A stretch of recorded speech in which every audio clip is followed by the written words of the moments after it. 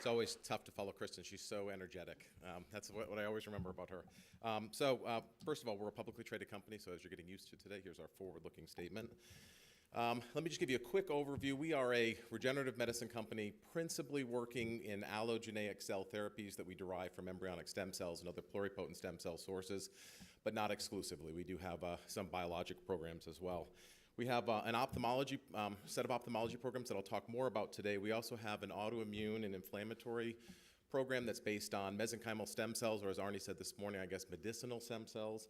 And then we have a variety of kind of drug delivery platforms that are based on being able to engineer the underlying pluripotent stem cell to create a transplantable cell, or in the case of platelets, a cell fragment that's able to deliver a therapeutic protein. So again, today's really going to be principally about the regenerative ophthalmology program that we have here. We have a variety of different preclinical development programs. I'm hoping if we have time today, I'll tell you a little bit about the photoreceptor progenitor program. Principally, what I wanted to catch you up on is where things stood with our clinical trials using retinal pigment epithelial cells in the treatment of a variety of different macular degenerative disorders. We have 3 ongoing phase 1 studies, both here in the UK as well as in the US.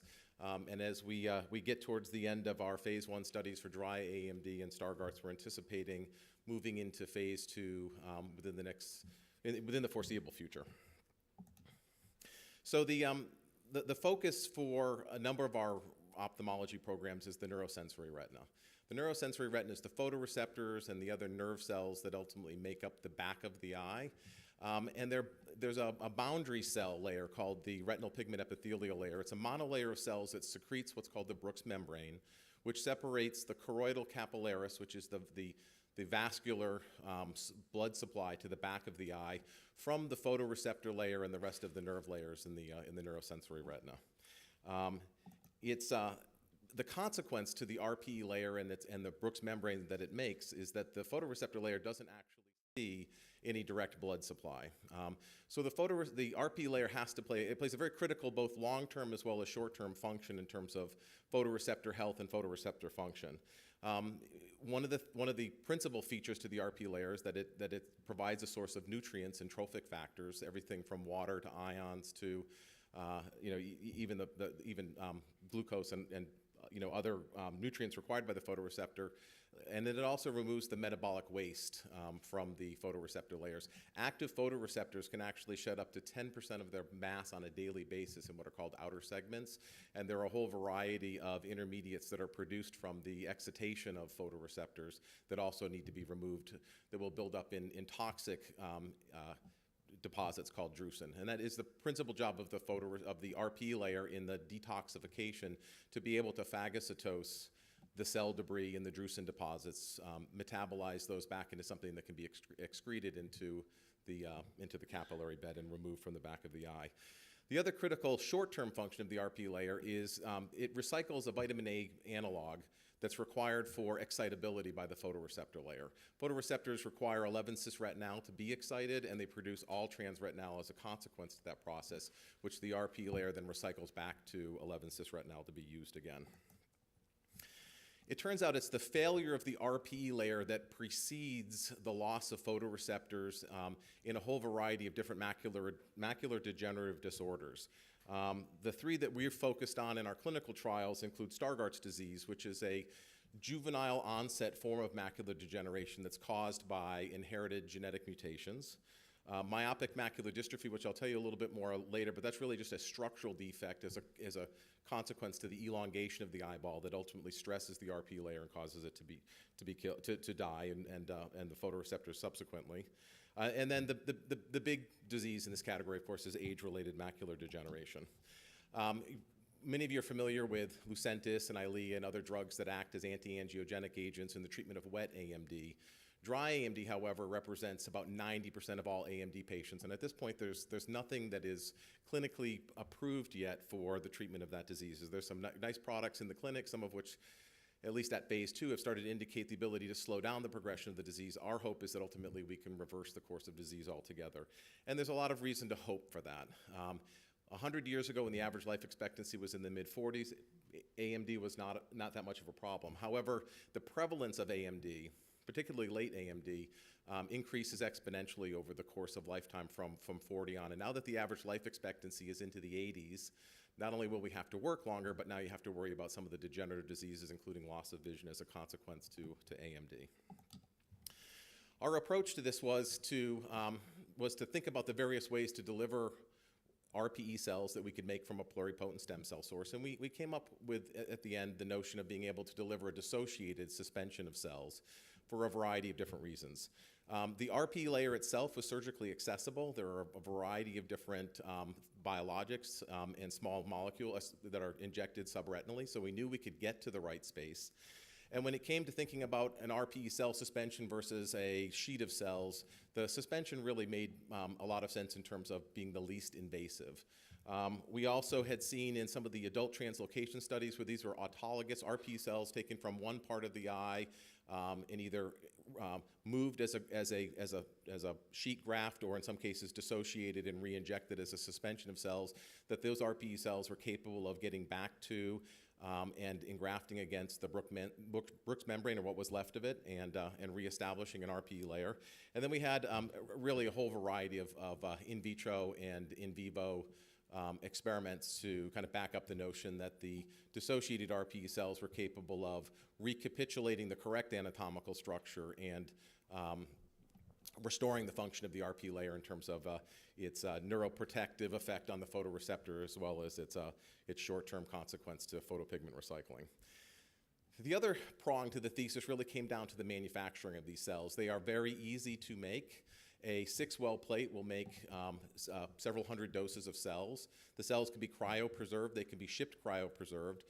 In a lot of ways, they're actually as easy or easier to manufacture, store, and ship as compared to a monoclonal antibody or other protein therapeutic. So the ability to think about a global market for these cells seemed very tractable to us. In addition to those features, it's a small dosage. It's only 200,000, 300,000 cells in the final dose. That part of the eye is relatively immune privileged, so we could consider an allogeneic therapy made, again, from a single stem cell source. I'd already mentioned the ease of administration. We didn't have to invent a new injection device to do this. And then the back of the eye also had, in many respects, is a unique measurement environment. You have the ability through a variety of different techniques, not the least of which is the consequence of the eye being transparent, to visualize what happens to the cells after you inject them. By fundus photography, you can see whether or not you see new pigmented patches of cells. By OCT, you can effectively do a cross-section through the layers of the eye to see whether or not the RPE cells not only engraft but form the right monolayer structure after engraftment. We took a lot of animal data, both in terms of proof of concept data as well as safety data, and went first to the FDA and then ultimately to the MHRA here in the UK. Sorry, a lot of acronyms there. And have 4 different trials that have been approved, 3 of which have already enrolled a number of patients, which I'll talk about, and the 4th we're getting ready to start patient enrollment now. The basic trial design was the same for all 4 studies, whether it was in the US or the UK. It's an ascending dosage format, 12 patients in each study, 3 patients in each cohort.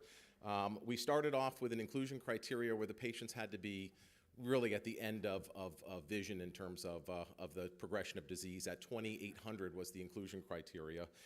However, after we completed the 50,000 and the 100,000 cell cohorts, we went back to the FDA with the safety data that we had accrued on 18 patients between the 2 US studies and the UK study. I should actually point out the Stargardt's trial is being conducted here in London, as well as in a variety of sites in the US.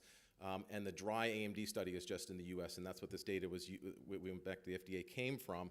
And based on that, along with some of the visual acuity improvements that we had seen, the FDA approved an amendment in the 2 US studies that permitted us to include an additional 4 patients in each study at the 100,000 cell level, which we'd already demonstrated safety for, but now using an inclusion criteria of 2,800. So starting to push towards that intermediate stage AMD that we'd ultimately like to address in a final approved product. This is where we are to date. We have treated 34 patients so far. We have in the US completed cohort 3 along with 3 of the 4 cohort 2A patients in both studies. And here in London, Jim Bainbridge, who's leading the efforts here, has actually not only completed cohort 3, but he's treated the first patient in the final cohort in that study. The Myopic macular degeneration trial, which I'll tell you a little bit more shortly, has now gone up on clinicaltrials.gov. We're screening patients and hope to be able to enroll patients relatively soon at Jules Stein Eye at UCLA.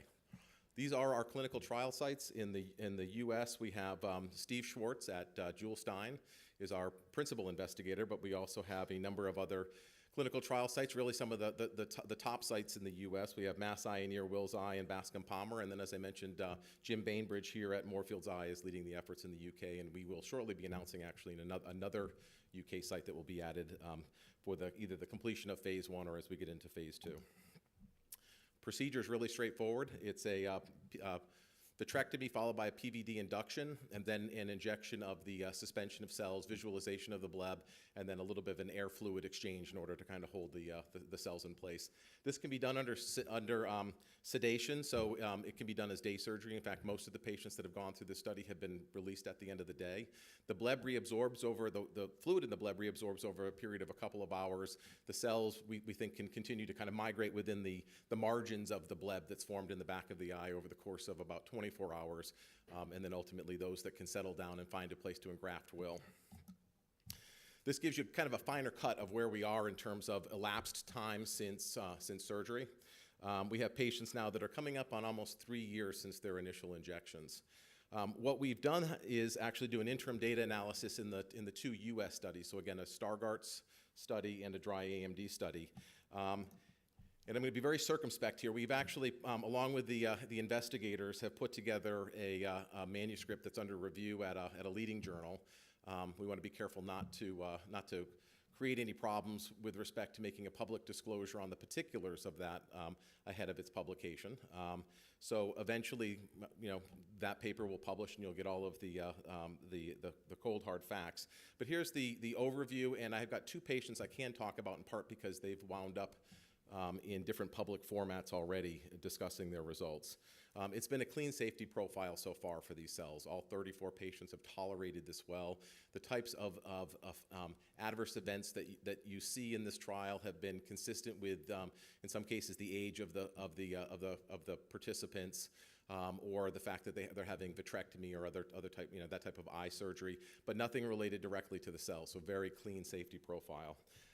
We have evidence of engraftment and the persistence of the transplanted cells. We have that both by fundus photography as well as OCT.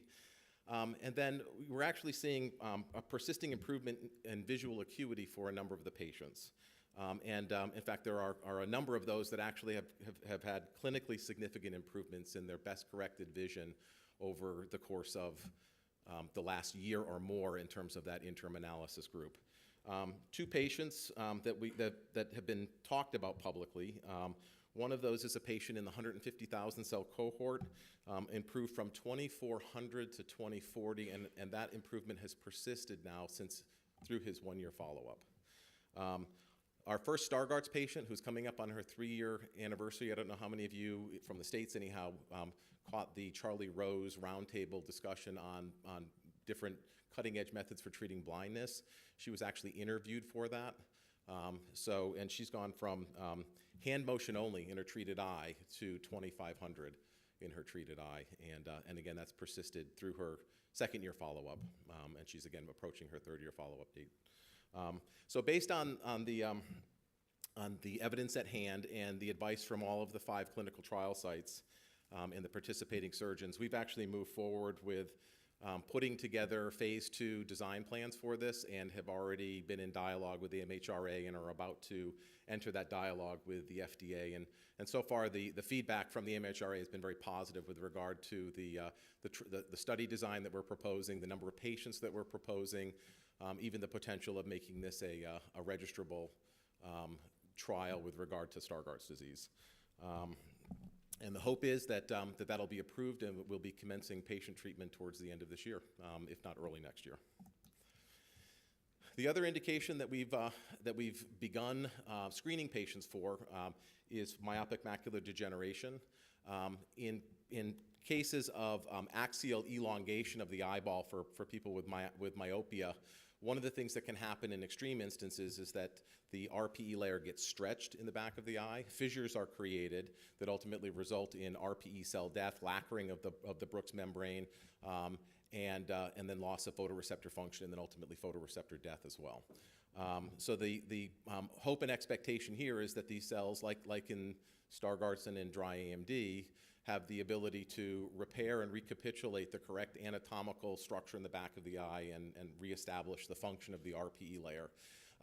This disease was not one that I must admit, it was on my radar screen 5 or 6 years ago in terms of its prevalence, but it turns out it is in Asia being characterized as epidemic. There are recent studies in Japanese high schools and in major Japanese cities where 80 to 90% of the kids are wearing glasses, so the incidence of myopia is increasing, and the consequences with the prevalence of this disease, so is the instance of early adolescent onset blindness from this condition.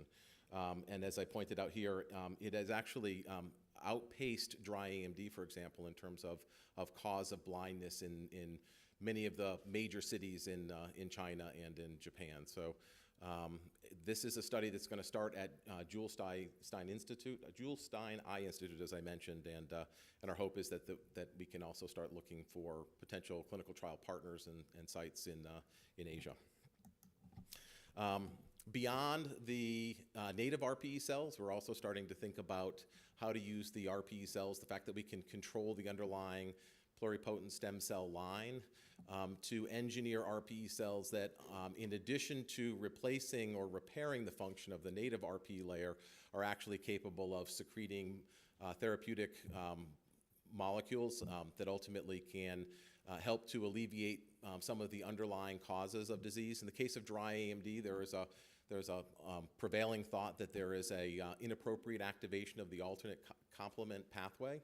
And if you follow lampalizumab, which is Roche's anti-factor D antibody trials, you'll see that at least in some of their patients, they were able to decrease the rate of progression of the geographic atrophy. You have to do this on, like Lucentis, the expectation is it would be a monthly or bi-monthly intravitreal injection of that antibody. If you can leave an RPE cell layer in place that's capable of constitutively secreting an anti-complement D or other anti-angiogenic or anti-inflammatory biologic, you have the potential to be able to treat these patients far less frequently than once every month or two. I'll skip the patent piece and let you ask questions. Great, no, Matt, we're done. I think, Matt, that was a great talk, so thank you very much. And you really highlighted the safety now. It's really coming good on this. Jane showed the spinal cord, you just showed the eye stuff, and that's 39 patients, I make it, that we've got some data now on and the beautiful thing, too, safety. is our INDs are being approved within 30 days for each of the new indications. So the FDA seems to be comfortable, at least with the safety package as well. And that is great news. So thank you very much. Can we thank Matt for a great talk? Thank you.